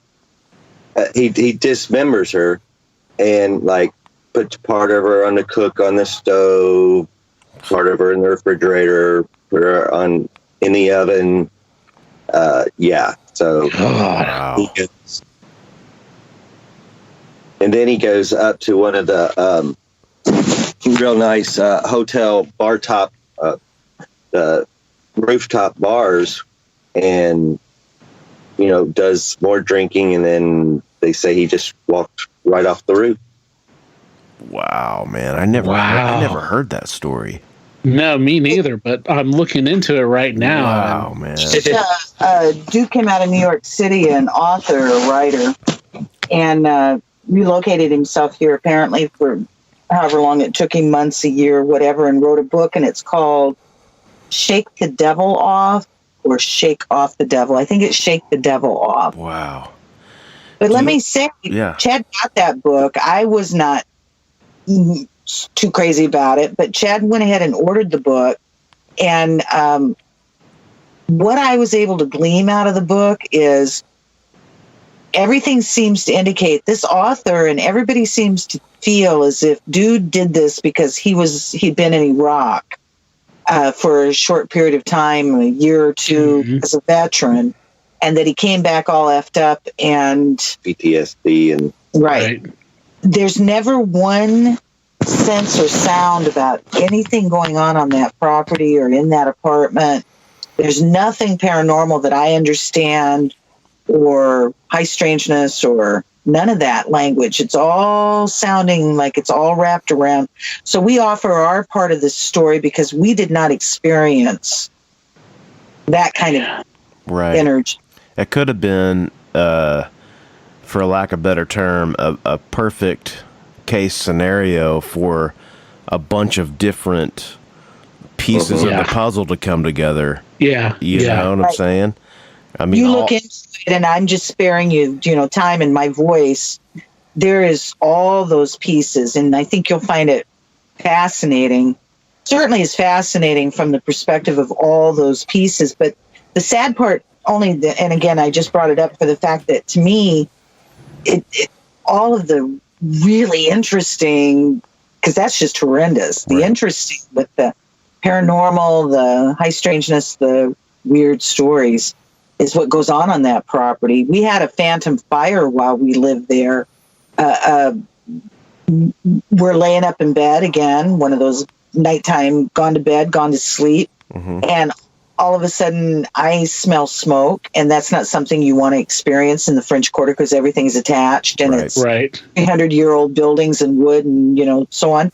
So anyhow, I smell, and I wake Chad, and he gruffly and rudely tells me I'm dreaming, go back to sleep. And strangely enough, that's not something I normally could ever do, but apparently I think I must have fallen back to sleep. And then next thing, we got white smoke coming in our apartment. It's coming up. We're on the second floor, and it's coming up in it. And so now he sees it, smells it. We're running out of there, down the stairs, into the courtyard, into the backyard, yelling, smoke, fire, fire, to get everybody out of those efficiencies and the priestess. Yeah. So, well, we got white smoke billowing. It's billowing out of that temple. Now, the temple is on the ground floor, not the apartment below us, but the structure next. And it's small, but it's jam-packed with altars and stuff. Right. But it's white smoke is billowing out of this temple door as we're all out in the courtyard watching this. I'll have Chad share with you here in 1 second, but just from my perspective, I stay out in the courtyard with all of the other residents, and I don't remember, I guess Priestess must have been with them. I'm not one of her favorite, and she's not one of mine, so I don't really remember her area, but me and the rest of the residents are standing there experiencing the weirdest weather with lightning going on above us while this insanity is coming out of that temple. Wow. Now what we were experiencing is something that you'd think you were straight on a movie set and the director said hit lightning or whatever. Yeah. It seemed to be programmed. It was so bizarre. But Chad, you share what you experienced in that temple. Yeah, it didn't take long for the firemen to be there. And there was probably 8, 9, 10 of them. They come in, big old beefy, bigger than the temple. Yeah. So it's myself, the priestess, and all these firemen, and we're looking around, and there's no fire. There's no fire. There's smoke. see the smoke, but there's no fire. There's no fire. Whoa. You know, Right. and she's got our altars on and her candles and everything. So we're just looking and looking and looking and looking.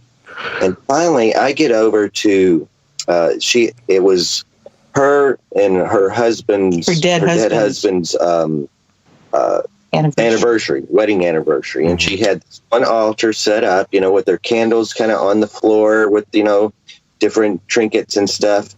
And then up on the wall was her wedding gown and his wedding suit, you know, she had up on the wall.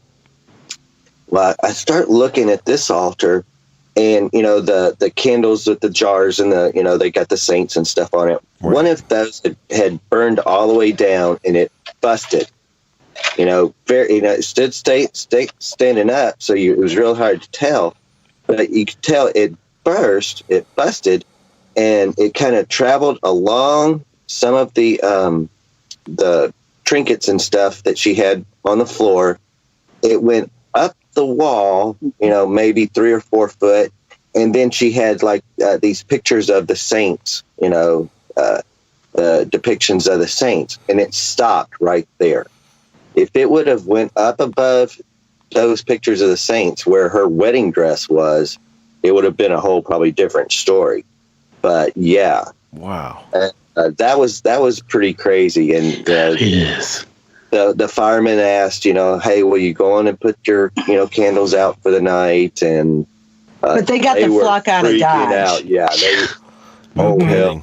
That is, well, I mean, that's as creepy as all get out, man. I mean, I don't blame them at all. Get out. I mean, see, I mean, these guys, you know, they're trained to respond to, you know, fire and stuff. And, you know, where there's smoke, there's fire, but, right. You know, but there's not. And that's crazy. That's weird, man. Yeah. And I mean, especially when it's coming from a voodoo temple. I mean, exactly. Yeah, right. You know, so all these nuances don't seem to be captured by this author out of New York City writing about this dude's life and death. Right. Slaughter in that apartment. But now if you ever get an opportunity, if you can still find it, there was a show called Paranormal Lockdown. I don't know a lot of these ghosty busting shows, but this guy happened to be, it's called Paranormal Lockdown. Him and this other ghosty buster female, the student, this chick, they spent the night in that apartment. Wow. And did a Travel Channel ghosty busting, one of those shows. Wow. And filmed that all night long going on up in there. So again, just more to our crazy story. And that was in 2005 when the murder slaughter took place. Wow. And then fast forward, if I might, just finishing that part of the story off, we moved back here. Chad and I had been gone from New Orleans area since 2001. We returned in 2016. We hadn't been back, but just a very short amount of time. And then we discovered that the temple and all caught fire and just did major. Was destroyed. They had to cut it out and the temple just redo. Yeah, you know, a lot. So over this 20-year period, it's had quite the Yeesh. Wow. Yeah. Man. Yeesh. That is crazy. What a shame that it burnt down. Or maybe that was a good thing. It was, you know? But I personally find it that way. Yeah, it didn't burn to the ground, but it did a lot of damage. Well, the priestess had to move herself on up the road, and I hate to say it because, again, we've got history I'm not thrilled about because this was not a nice person to us, but she has had she's had a lot of television time. Anytime you turn on TV about this part of the world, she's always been the priestess that they interview and so on. Right. So she has a world following, and folks all bandied together and raised her several $1,000s. Wow. So that she could move herself up the street and start her wares elsewhere. Wow. So she's doing, she seems to be doing okay, and so right. But that property, those were slave quarters. Well, we wish her well, just in case she's listening. We wish her well and all of that stuff. So absolutely, thumbs up. Yeah. Can't see it, but thumbs up. Everything happy. Oh, we're all thumbing with you. Yeah, big smiles and everything. Yeah, so. Absolutely. Well, we're back in this community again. French Quarter is very small ultimately, so you just never know when you'll pass each other's paths. So you do your best to keep thumbs up and everybody smile. For sure. Yeah, this is just between you and him and me and Chad. Right. Correct. We'll never share this with anybody else out there. It's funny. Like the voodoo's been coming up quite a bit on our podcast. Actually, as we're recording this, the episode that comes out tomorrow, we talk about voodoo, and wow. Yeah, that's just weird that the subject matter comes up again. And you had mentioned something about Honduras, the priest being from Honduras, and I don't know if did you guys ever see that documentary about Left Eye Lopez? I've talked about it before, but there was that singing group TLC from back in the 90s. Oh yeah, absolutely. So she died. Yeah. Right? And and the whole thing is she got into voodoo, or she got into an offshoot of voodoo, and she ended up moving down to Honduras, and the film is about her dying. It is absolutely the most weird depiction of someone's life ending, because things just progressively get stranger and stranger and stranger. And, yes, indeed. And then finally, not to spoil it for everyone, but she does die. But the death is it's foretold in the movie, and it's just I don't know, man. It's freaky stuff. Well, I think absolutely. If I recall correctly, she kind of predicted her own death. She did. Everything was leading up to that. It's a bizarre movie, man. And if you haven't seen it, you should see it. We haven't, and we will. Yeah. You may not. You probably know of her in the story, right? But it would probably make doing some sense. Following about her. It seems like I was catching glimpses or something or other. I don't know how the information. I get a lot of information. It seems coming to me, or that I'm open to catching pieces of things, and it seems like some of that I've caught in the past about her. Yeah. Moving into that, and again, maybe I moved away from it at the time because it was almost feeling too familiar. Oh, of course. Yeah. When we move into the temple, again, as I've always said, naive. You just can't get any more naive than we were in regards to any of that. And I had all my full regalia, and I remember it was on hangers, if I'm not mistaken. And as it's being brought into the apartment, we have it hanging, and I know the priestess learned that I had regalia and that I was of native blood. And one of the first things is she wants me to join up in ranks with her to do movies. And I just was like, thanks, but no thanks. Yep, no thanks. That just, for some reason, you'd think you'd be tempted by money and this and that.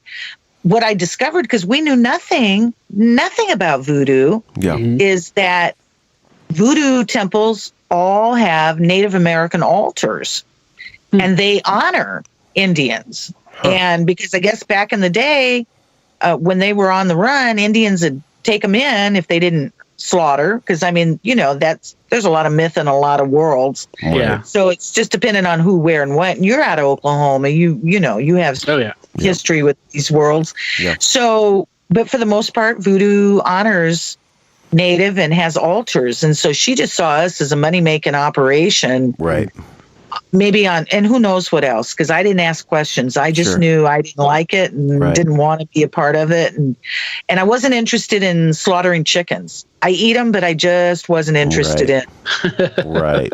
That was just too. That was just what? Yeah. We got chickens in the French Quarter. Right. It was. Yeah. It was very in your face, real. Yeah. Right. Also, and then our life, I thought, was weird before, and it was nothing compared to what seemed to then follow from being in that apartment. And then, moving on from it, it just got weirder.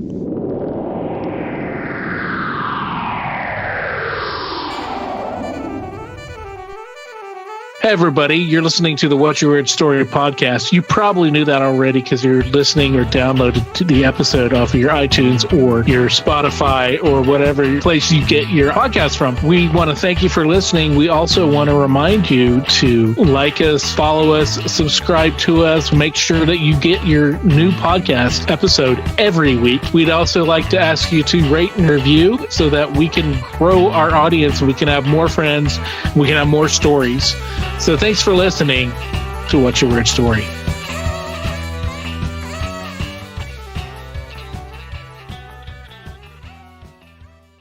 Wow. I mean, that is, I mean, we're just halfway through and it's already super intense. We haven't even gotten into the real meat of it. Yeah. The big part of it, the orabduction. Right.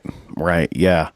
I mean, I think their whole, like, the way that they met and everything was just sort of like foretelling of their life, what their life would be together. It's intense. It's intense. Yeah. And just everything with Alta beforehand, you know, with all of her stories, you know, and her mother, mysterious mother, you know, probably abducting her. True. You know, when she was a child. Right. You know, I mean, yes, that's the thing is because of that time frame, there weren't records. Records weren't easily available to people. Yeah. It wasn't like you could pick up the phone and you know, try to find information on somebody. Yeah. Or Google them. Or Google. Because, of course, it obviously didn't exist, you know. Right. You know, it was easier to disappear and reappear as somebody else, you know. Right. Which people did. People did that. Yeah. And and, so, you know, her mother decided she wanted to, you know, start a new life, I guess. And, you know, I mean, I don't know. That was but it is a interesting mystery on its own. I mean, that story on its own is really cool. But then you add in the fact that, you know, she was, you know, having all these other experiences, you know, when she got tested for ESP, just wild. Yeah. And, you know, when she went to her friend's house and they had the ghost setting at the dinner table, you know, and the door slamming and and no one even just sort of batting an eye at it. It's like, what? Yeah, dude. I know. I would probably have a different outlook on that, but it seems like her upbringing maybe prepared her for some of that stuff. Yeah. In a way. Yeah. It seems. Well, you know, and she said she was like, I don't know how, I mean, she was extremely young whenever she and her mom witnessed the UFO. Right. And her mom, I mean, so much that she doesn't really remember that, but she remembers her mom telling the story and getting all like embarrassed by mom talking crazy stuff again, you know, and, you know, and of course that leading to just setting up this life of high strangeness, as they call it, you know, and you know, and all the things that she's seen, you know, and later on when she met Chad and they saw the UFO, and then when and all the New Orleans stuff with the voodoo apartment and all that is just so much, dude. I've been thinking about, like, do you think it's high strangeness that we've gotten so many voodoo stories lately? Like, I just feel like the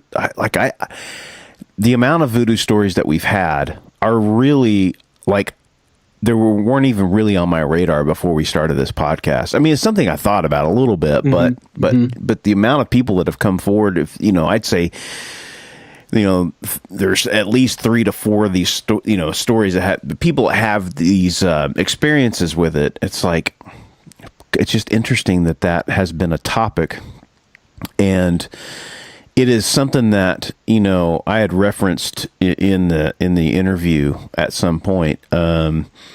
It's just something that is fascinating about that area, New Orleans, that is sort of, it's seeped into the culture, and it's just fascinating stuff, man. Fascinating stuff.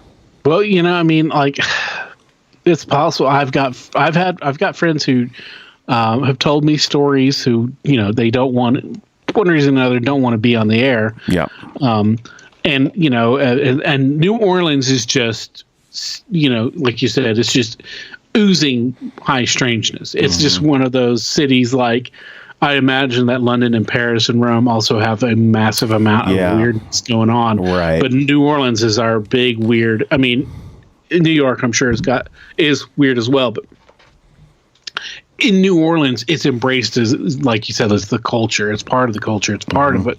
It's bubbling over and everything. And you know, it's weird. Yeah. It's weird how we've embraced it. Like I look at, because it's the South, number one, right? And the South is, you know, for lack of a better term, has been known for it's, you know, religious sort of connotations.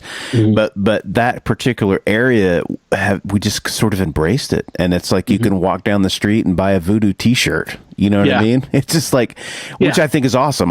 That's not my point is that it's fascinating that it's so in the culture that everyone has a relationship to it. Either you don't have a relationship to it, but you've heard stories, or you've had, you know, experiences where you've seen that kind of stuff. It's fascinating. So love the fact that they've, you know, were able to find us. How'd they find us, by the way? How did they get in touch with us?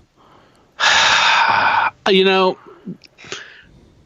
I don't even remember, to be honest, because but they did get in touch with us. I think it was on Facebook. I think it was from a Facebook post and one of the groups that I belong to, looking for people. Because I mean, honestly, I've been corresponding with both of them for months.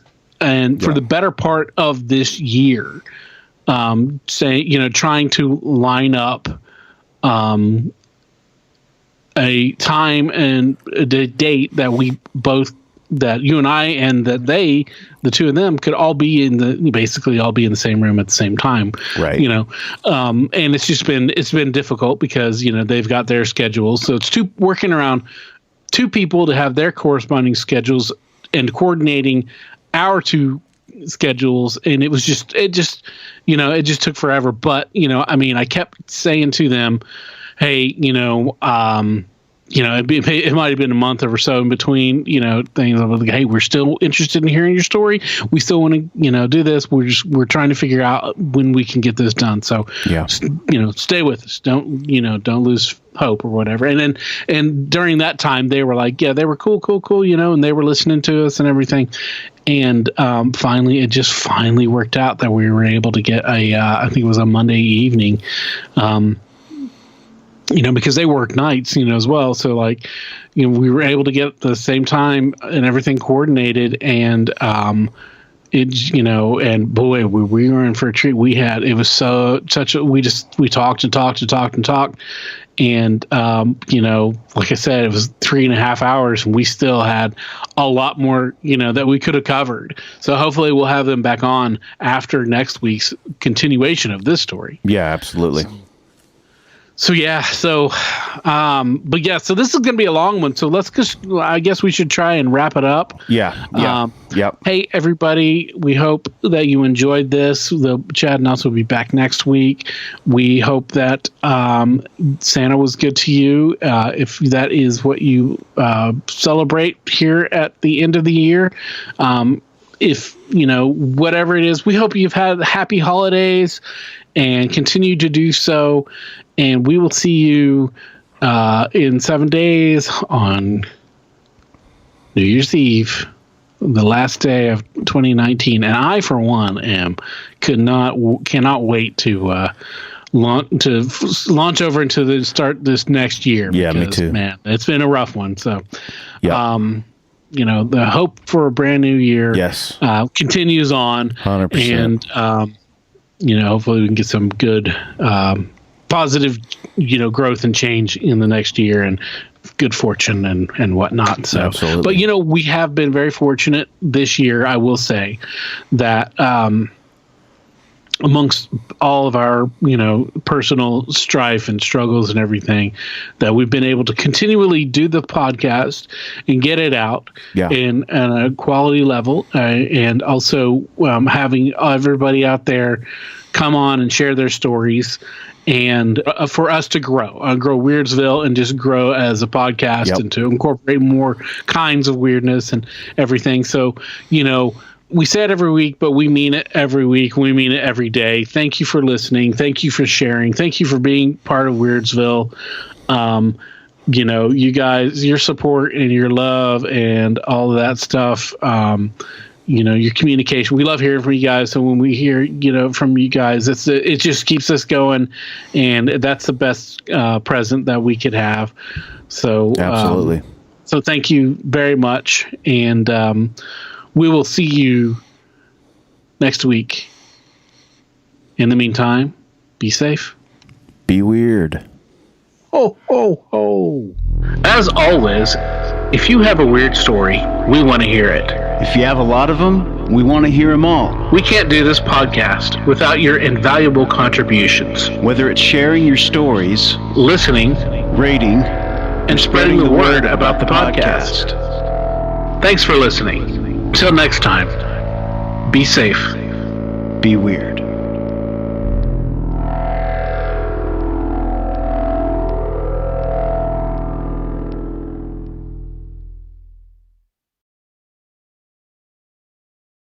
The stories presented on the What's Your Weird Story podcast are, to our knowledge, true experiences that our guests have had. We can't take the time to research all claims made, and besides, it's just not as fun.